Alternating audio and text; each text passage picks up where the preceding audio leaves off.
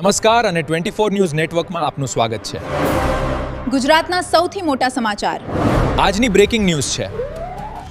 મોડાસાની ઓમ surgical super speciality હોસ્પિટલમાં 5 વર્ષીય બાળકના ગળામાં ફસાયેલો સિક્કો સફળતાપૂર્વક બહાર કઢાયો.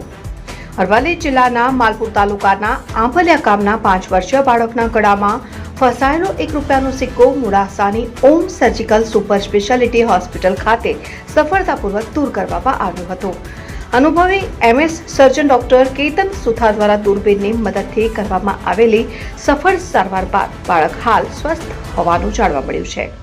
પ્રાપ્ત માહિતી મુજબ માલપુર તાલુકાના આંબલિયા ગામે રહેતો 5 વર્ષીય બારિયા પિયુષ મોતીભાઈ ઘરમાં રમતા રમતા ₹1નો સિક્કો ગળી ગયો હતો. બાળકને શ્વાસ લેવામાં તકલીફ અને અસ્વસ્થતા અનુભવાતા પરિવારજનો તેને તાત્કાલિક સારવાર માટે લુણાવાડા લઈ ગયા હતા.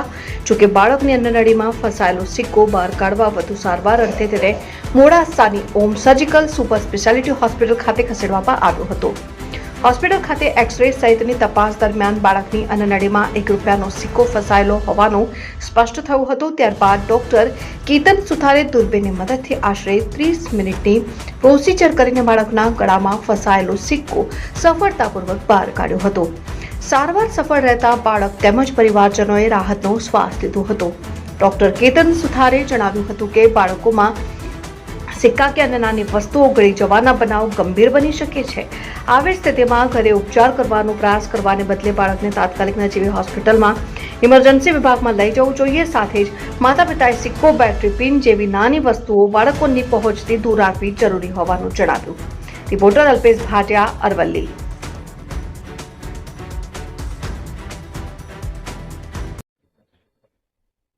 મારું નામ ડોક્ટર કેતન સુથાર છે. હું મોડાસામાં છેલ્લા 12 વર્ષથી home surgical super speciality hospital ચલાવી રહ્યો છું. તેમાં અમે પેટની દરેક પ્રકારની સારવાર જેવી કે એન્ડોસ્કોપી, લેપ્રોસ્કોપી, ઓપરેશન અને કેન્સર સર્જરીના ઓપરેશન કરી રહ્યા છીએ.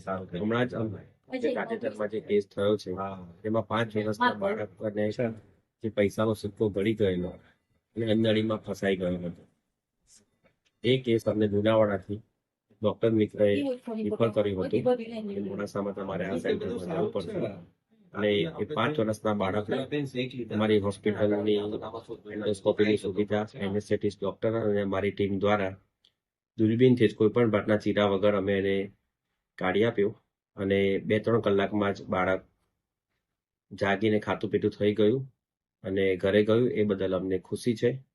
અત્યાર સુધીમાં છેલ્લા 12 વર્ષમાં તમને જણાવું તો તમને અચરજ થશે કે 2 વર્ષથી લઈ અને મોટા બાળકો અને ઉંમરવાળા લોકોમાં પણ અમે વિવિધ પ્રકારની વસ્તુઓ જેવી કે સેફ્ટી પિન, પાવર સેલ, સંચો, રબર, ચાઇનીઝ કાતર, બ્રશ, પછી નોનવેજમાં હાડકાના ટુકડા, પછી કોઈ માંસ મચ્છી ખાતા હોય તેમાં બી હાડકાના ટુકડા ફસાઈ જતા હોય છે, જેના કારણે અંદરડીમાં એ બ્લોક કરીને સાંકડું કરી નાખતી હોય છે અને દર્દીને ખાવા પીવામાં તકલીફ પડે તો અમે આવા કેસ ઇમરજન્સીમાં પણ દર્દીને સારવાર આપી અને એમનું દુઃખ દૂર કરેલ છે.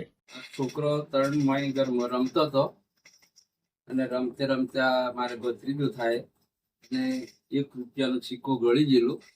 પછી લુણાવાડે આવ્યા અમે. લુણાવાડેથી આવીને પછી અમે તપાસ કરાવી, ફોટો એ કર્યું એટલે પછી અમને એવું કીધું કે મોડાસા જતા. અમે મોડાસા આવ્યા પછી ડોક્ટર કેતન સુથાર પછી એમને દૂરબીનથી ચેક કરી અને પછી સાહેબે એમ કીધું કે રૂપિયો નીકળી જવાય. પછી સાહેબે કાઢ્યા પછી મારે ભત્રીજો અત્યારે રમતો થઈ ગયો છે.